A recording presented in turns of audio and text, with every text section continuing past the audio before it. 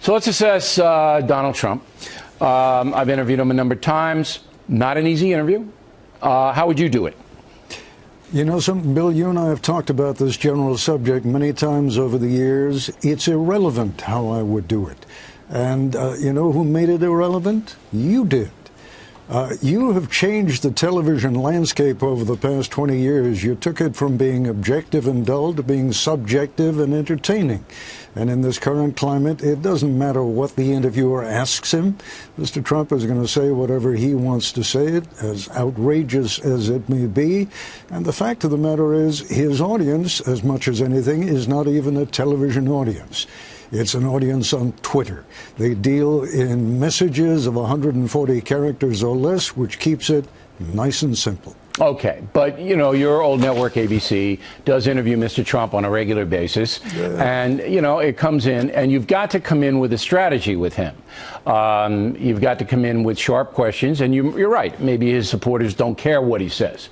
However, our job, whether I'm a commentator or a reporter, is to get as much information, number one, and two, show the viewer who the person really is. So again, I'll go back to, he's sitting on Nightline, you're opposed right opposite him. How do you do it?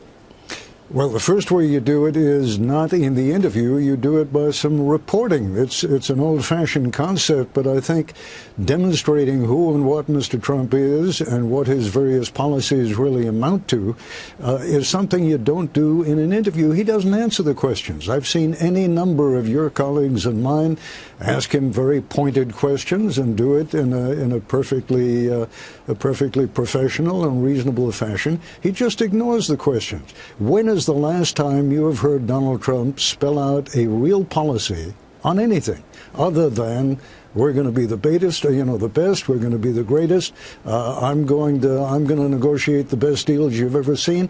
There is no substance in any of that, and nobody among his followers seems to care about that. It's true that he is getting a pass because he's not a traditional politician and he's appealing to emotion, which is a brilliant strategy in this age of dissent in America. Right. Nobody is able to hold Donald Trump to account. No, I don't like the new rules of television, and quite frankly, I don't think I would adhere to the new rules of television. It's not a question of what I personally think. It's a question of whether there is any substance there. You asked me what questions I would ask. I think the first thing that has to be demonstrated is a little bit of journalism. Go into some of the details of who and what Mr. Trump actually is, what those policies amount to, and then after you've laid it out, I mean, you remember on Nightline, that's what we used to do. That's what you did. You opened up with a piece. Sure. Exactly. A 5 or 6 minute piece that lays out the issues. Then you talk to the candidate and you say, why is it that we don't have anything more than just fluff? Okay. The fact of the matter is, Bill, you deserve both credit and you have to accept responsibility. For the past 20 years, as I said at the outset, you have been changing the landscape.